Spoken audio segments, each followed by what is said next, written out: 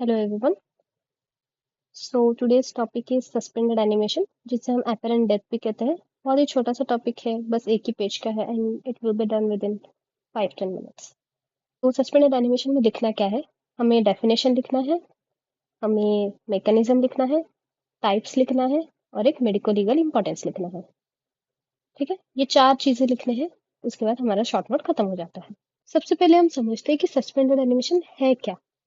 तो अगर एक इंसान जिंदा है या मरा हुआ है कैसे पता चलता है? अगर उसका हार्ट बीट और रेस्पिरेशन हम नहीं डिटेक्ट कर पा रहे हैं तो रूटीन क्लिनिकल मेथड्स, तो हम बोल देते हैं कि वो इंसान मर गया है। बट कभी कभी ऐसे भी होता है कि हम हार्ट बीट और रेस्पिरेशन डिटेक्ट नहीं कर पा रहे हैं, फिर भी वो इंसान जिंदा रहता है। तो उसी सिचुएशन को हम सस्पेंडेड एनिमेशन कहते हैं। वही है, देखो, suspended animation is a condition in which vital science of life क्या है? हार्ट बीट और रेस्पिरेशन। तो heart beat and respiration are not detected in routine clinical methods. बहुत इजी है। हार्ट बीट और रेस्पिरेशन हम रूटीन क्लिनिकल मेथड से नहीं डिटेक्ट कर पा रहे हैं। ये कब होता है? जब हार्ट बीट और रेस्पिरेशन बहुत कम हो गया हो या फिर कुछ समय के लिए बंद हो गया हो। ठीक है, सब डेफिनेशन अपने मन में ही बोलो कि वाइटल साइंस ऑफ लाइफ जैसे कि हार्ट बीट और रेस्पिरेशन हम नहीं डिटेक्ट कर पा रहे हैं तो थ्रू रूटीन क्लिनिकल मेथड्स। ये कब होता है?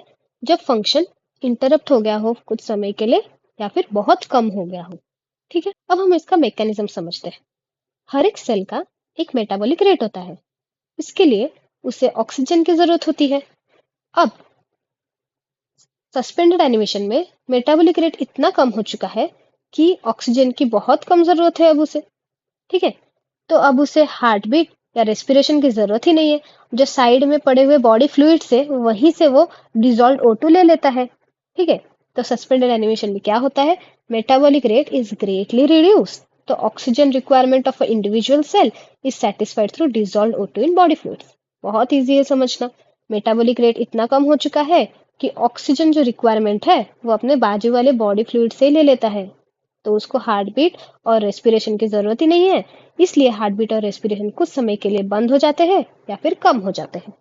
ठीक है, तो अभी हम इसके दो टाइप समझते हैं, एक है वॉलेंट्री और एक है इनवॉलेंट्री। ठीक है, वॉलेंट्री मतलब जो हम चाहते हुए करते हैं, जैसे कि योगा और ट्रांस।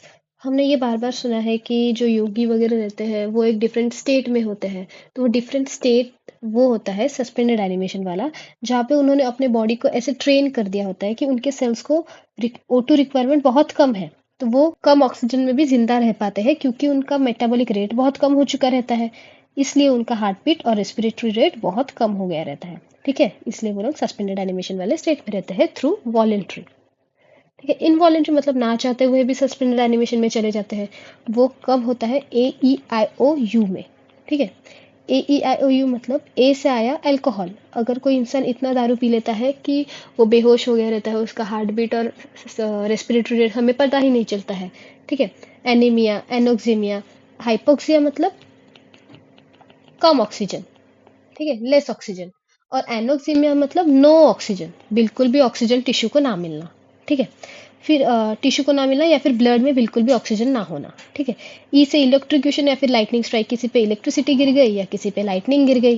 फिर आई से आया हमारा इंजरी, अगर किसी को हेड में इंजरी हो गई। ओ से आएगा हमारा ओपियम और बार्बिचुरेट्स। सो अगर अल्कोहल है तो ओपियम और बार्बिचुरेट्स तो होगा ही। फिर आएगा यू से हमारा यूरेमिया और हाइपोथर्मिया। ये एक बहुत इंपॉर्टेंट है, एक याद रखना है कि हाइपोथर्मिया से हमारे जो बॉडी है वो सस्पेंडेड एनिमेशन वाले स्टेट में पहुंच जाता है। ठीक है, और एक चार जो केसेस है उसे भी याद रखना है, पोस्ट एनेस्थेशिया, शॉक, इंसैनिटी और न्यूबॉर्न। अब इसे याद कैसे रखना है कि अगर एक मदर को एनेस्थेशिया दिया है, वो पोस्ट एनेस्थेटिक स्टेज में आई, उसने अपने न्यूबॉर्न को देखा, वो शॉक में चली गई और वो पागल हो गई।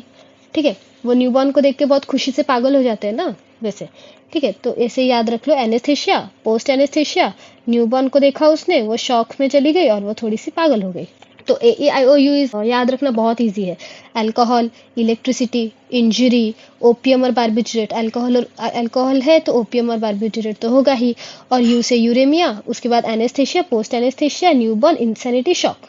ठीक है, अब अगर एक इंसान सस्पेंडेड एनिमेशन में है तो उसको रिसक्सिटेट कैसे करते हैं? जैसे हमने मूवीज में देखा है कि एक मरे हुए इंसान को वापस कैसे लाते हैं, उसके हार्ट को मसाज करते हैं, या फिर वो इलेक्ट्रिक स्टिमुलेटर देते हैं, या फिर आर्टिफिशियल रेस्पिरेशन देते हैं। ठीक है, ये तीन चीज करके हम उसे सस्पेंडेड एनिमेशन के बाहर निकाल सकते हैं। ये हो गया। उसके बाद हम देखेंगे कि एक बहुत इंपॉर्टेंट टॉपिक है डेथ सर्टिफिकेट। डेथ सर्टिफिकेट बनाने से पहले हमें ईईजी और ईसीजी करना बहुत ज़रूरी है, क्योंकि ईईजी और ईसीजी से ही पता चलता है कि एक इंसान सच में मरा हुआ है या उसके सस्पेंडेड एनिमेशन वाले स्टेट में है। ईसीजी हार्ट एक्टिविटी के लिए और ईईजी ब्रेन एक्टिविटीज़ के लिए। ठीक है। अब इसी के रिलेटेड एक मेडिको लीगल इंपॉर्टेंस बहुत इंपॉर्टेंट है कि एक डॉक्टर के लिए बहुत इंपॉर्टेंट है ये जानना कि जो पेशेंट है वो मरा हुआ है सच में या वो सस्पेंडेड एनिमेशन वाले फेज में है। इसकी सिस्टमिक डेथ मतलब एक्चुअली डेथ हुई है या फिर वो सस्पेंडेड एनिमेशन में है। It is very important. People have been wrongly declare death on multiple occasion, ये भी बहुत इंपॉर्टेंट है। ठीक है। इसके बाद इतना ही शॉर्ट नोट था सस्पेंडेड एनिमेशन वाला। अगर आपको एक्स्ट्रा मार्क चाहिए तो आप ये लिख सकते हो कि रिसेंट एडवांसेस में हमने सस्पेंडेड एनिमेशन को एक लाइफ सेविंग की तरह यूज़ किया है। कैसे कि अगर एक इंसान का कार्डियक अरेस्ट हुआ है एंड विद इन 5 मिनट्स हमने उसे हाइपोथर्मिया दे दिया, हाइपोथर्मिक कर दिया, तो वो सस्पेंडेड एनिमेशन में चला जाएगा। हमने यहाँ पे देखा था ना कि हाइपोथर्मिया कर देंगे तो वो इंसान सस्पेंडेड एनिमेशन में चला जाएगा। तो उसको हमने हाइपोथर्मिया किया तो वो इंसान सस्पेंडेड एनिमेशन में चला गया। अब उसकी सर्वाइवल रेट बढ़ जाती है। अब ये क्यों होता है? कार्डियक अरेस्ट के वक्त हमारा हार्ट ब्लड पंप नहीं कर पाता है। जब ब्लड पंप नहीं होता है तो सेल्स मर जाएंगे हमारे, क्योंकि उनको ऑक्सीजन ही नहीं मिल रहा है। ठीक है।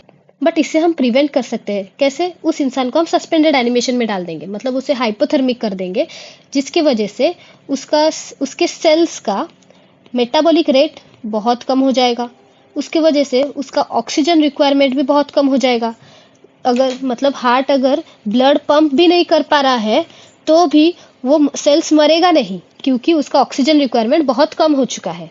इसलिए हम जब भी एक कार्डियक अरेस्ट किसी पेशेंट को हुआ है, अगर विद इन 5 मिनट्स हमने उसे हाइपोथर्मिक कर दिया, मतलब उसे हम ज़्यादा देर तक बचा सकते हैं और उसका न्यूरोलॉजिकल आउटकम भी बहुत अच्छा होगा। सस्पेंडेड एनिमेशन को हम ईपीआर में भी यूज़ कर सकते हैं, इमरजेंसी प्रिजर्वेशन एंड रिसक्सिटेशन, जो हम एक्यूट ट्रॉमा और कार्डियक अरेस्ट वाले पेशेंट में करते हैं। ये एक्स्ट्रा पॉइंट्स के लिए आप लिख सकते हो, इतना ज़रूरत भी नहीं है। ठीक है। तो सस्पेंडेड एनिमेशन में हमने क्या क्या देखा? हमने उसका डेफिनेशन देखा, हमने उसके मैकेनिज्म देखा, हमने उसका टाइप्स देखा और उसका मेडिको लीगल इंपॉर्टेंस देखा। ठीक है।